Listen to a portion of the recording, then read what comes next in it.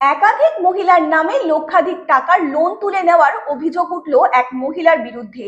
মুর্শিদাবাদের নবগ্রামের কুশমোড় গ্রামে চাঞ্চল্যকর প্রতারণার অভিযোগ।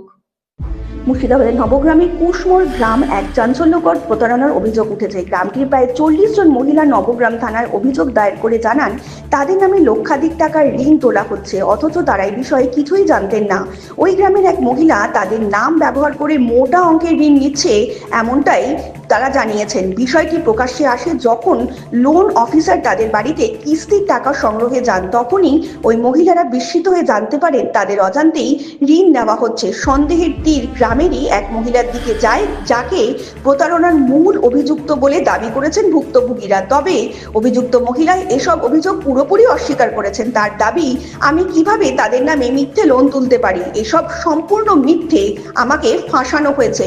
অন্যদিকে